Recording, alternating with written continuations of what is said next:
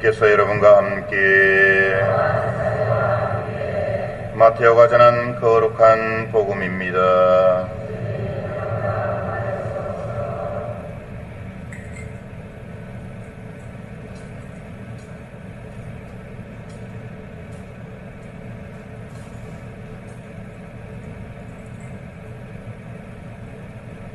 그때 예수님께서 사도들에게 말씀하셨다. 사람들을 조심하여라. 그들이 너희를 의회에 넘기고 회당에서 채찍질할 것이다. 또 너희는 나 때문에 총독들과 임금들 앞에 끌려가 그들과 다른 민족들에게 증언할 것이다. 사람들이 너희를 넘길 때 어떻게 말할까?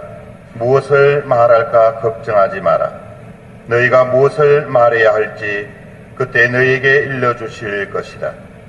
사실 말하는 이는 너희가 아니라 너희 안에서 말씀하시는 아버지의 영이시다. 형제가 형제를 넘겨 죽게 하고 아버지가 자식을 그렇게 하며 자식들도 부모를 거슬러 일어나 죽게 할 것이다. 그리고 너희는 내 이름 때문에 모든 사람에게 미움을 받을 것이다. 그러나 끝까지 견디는 이는 구원을 받을 것이다. 주님의 말씀입니다.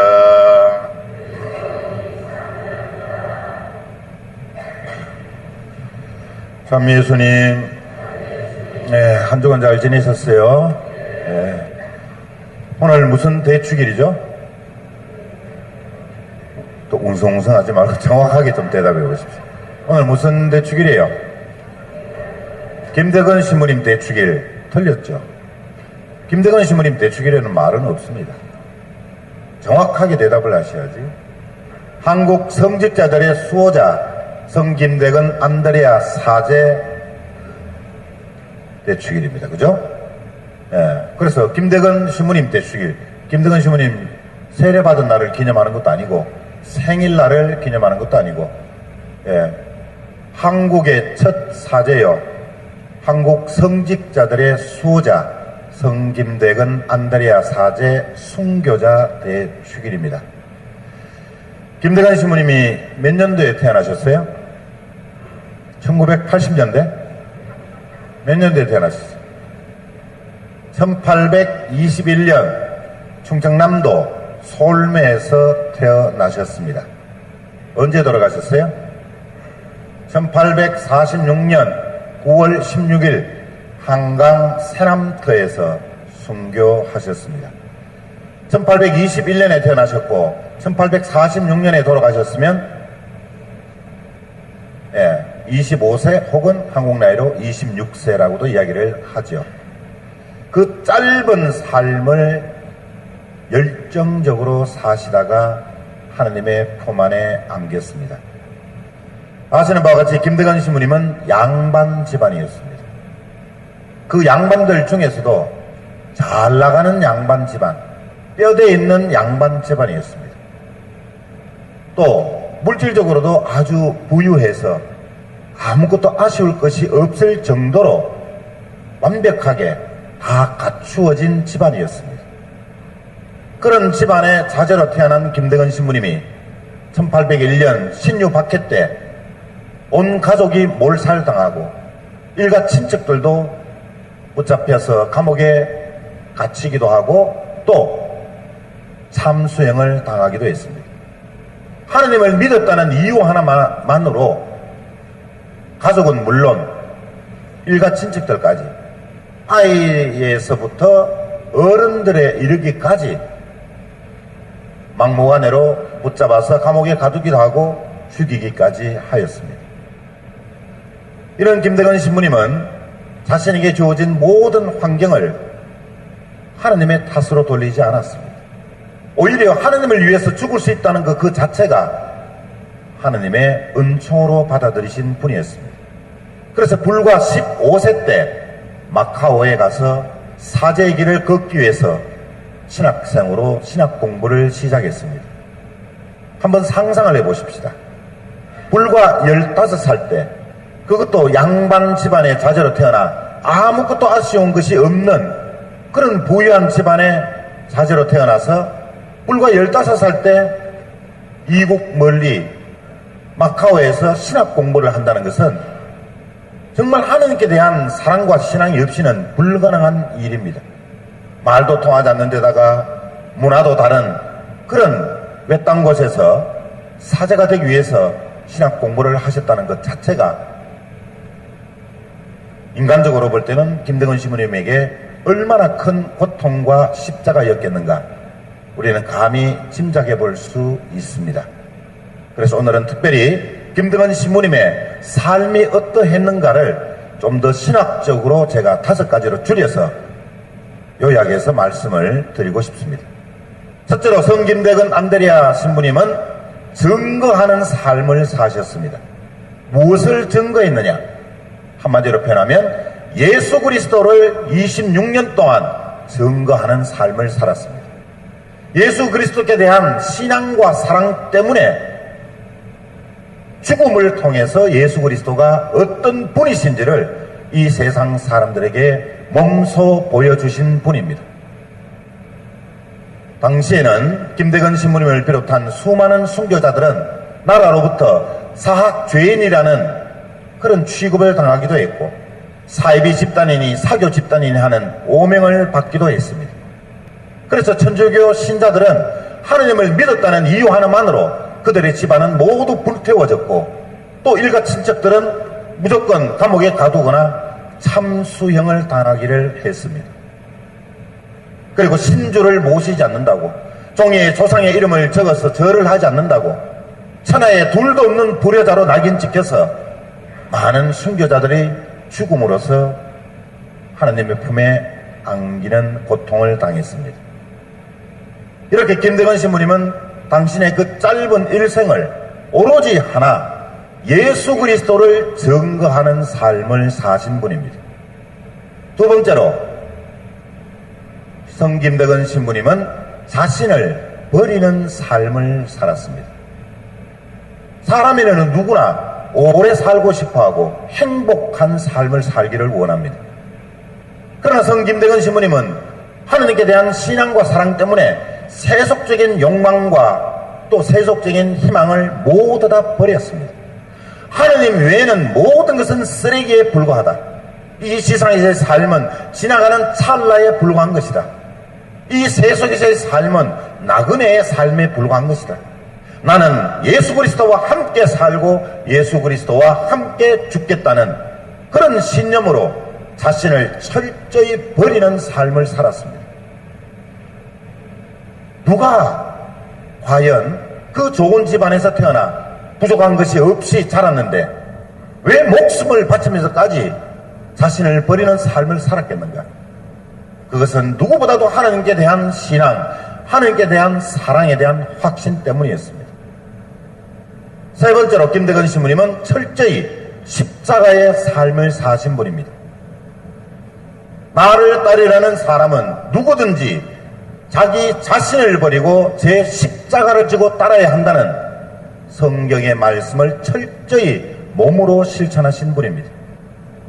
그래서 성김대건 신부님은 예수님을 철저히 닮는 길은 바로 예수님처럼 십자가의 삶을 사는 길이다라는 것을 확신하신 분입니다.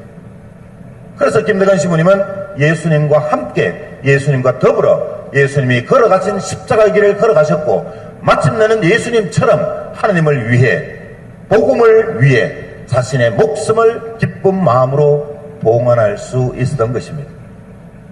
네 번째로 김대건 신부님은 철저한 신앙의 삶을 사셨습니다. 신앙의 삶이라는 것은 자기가 중심이 되는 것이 아닙니다.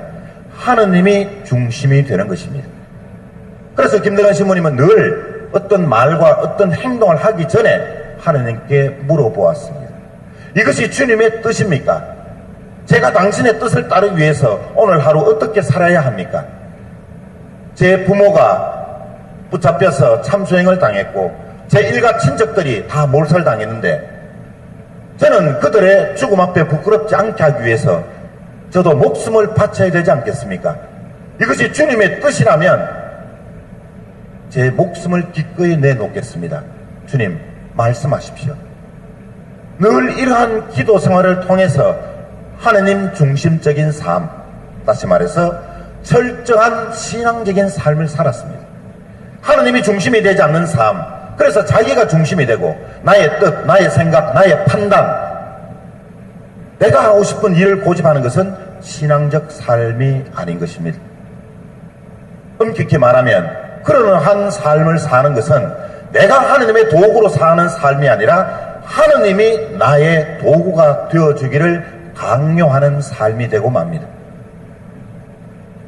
그리고 마지막으로 성김대건 신부님은 희망의 삶을 사신 분입니다. 어떤 희망의 삶을 사신 분인가? 바로 부활에 대한 희망의 삶을 사신 분입니다. 주님과 함께 죽었으니 주님과 함께 부활하리라는 성경 말씀에 대한 확신으로 부활에 대한 희망으로 사신 분이었습니다. 부활에 대한 희망을 확실하게 받아들이는 삶은 죽음이 두렵지 않습니다. 죽지 않고서는 부활할 수 없다는 그 단순한 진리를 김대건 신부님은 어릴 적부터 깨우치신 분입니다. 10년을 더 살고 20년을 더 사는 것은 하나님 앞에서는 아무런 의미가 없다는 것을 깨닫고 알고 계신 분이었습니다. 그래서 자기의 목숨을 내놓는 것을 절대로 두려워하지 않고 내가 아무렇게나 죽는 그런 삶이 아니라 하나님을 위해서 죽는 삶이란 것은 얼마나 영광된 삶인가. 내가 그리스도와 함께 죽었으니 그리스도와 함께 살리라는 이 부활에 대한 희망으로 내 목숨을 내놓겠다. 따라서 김대건 신부님의 삶은 부활에 대한 희망의 삶이라고 표현할 수 있습니다. 이렇게 김대건 신부님은 증거하는 삶, 자신을 버리는 삶, 십자가의 삶, 철저한 신앙의 삶, 부활에 대한 희망의 삶을 사신 분입니다.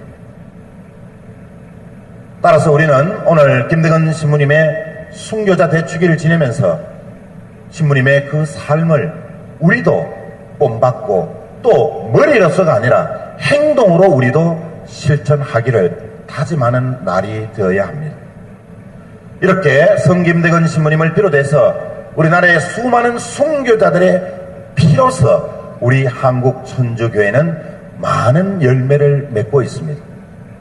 교황님들이 바로 한국을 방문하셨고 한국을 방문하실 때마다 수많은 순교자들의 시선과 시복을 미사로 거행해 주셨고 그들의 순교 정신을 본받으라고 우리들에게 강한 메시지를 남기고 우리들에게 순교자의 후예로서의 긍지심을 가지라고 말씀하셨습니다.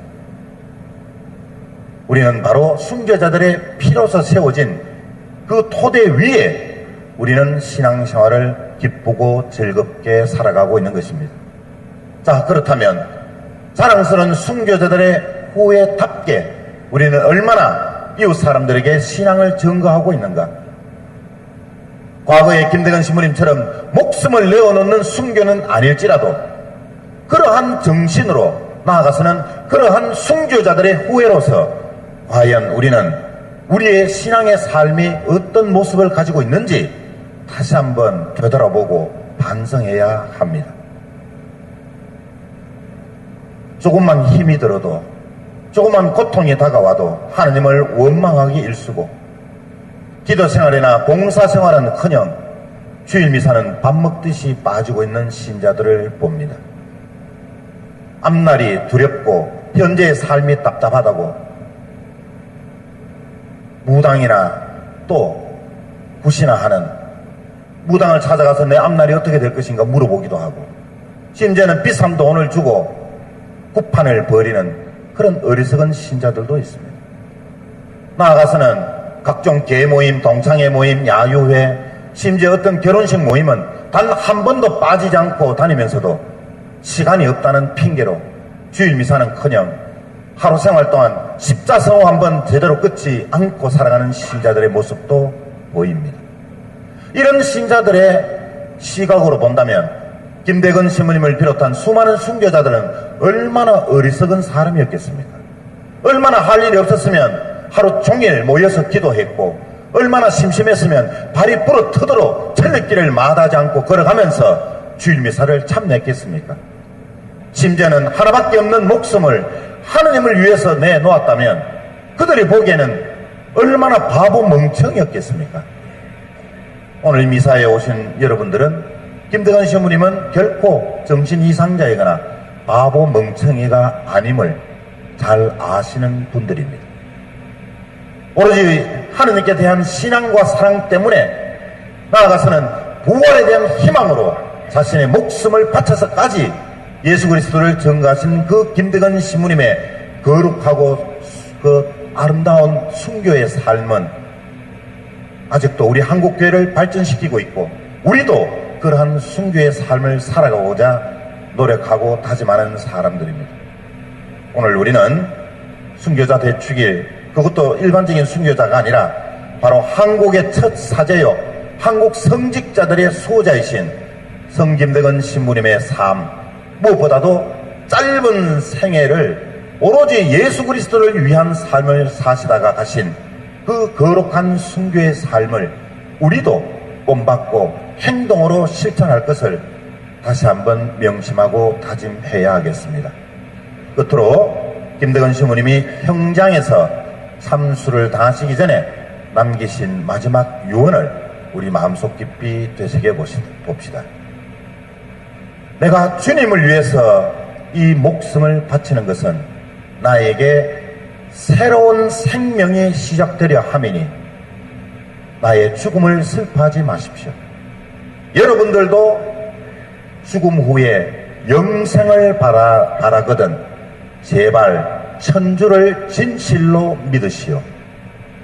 여러분, 먼 훗날 하느님 나라에서 다 함께 만납시다. 아멘. 모두 일어서서 김대건 시부님이 고백했던 그 신앙을 우리도 뜨거운 열정으로 고백합시다.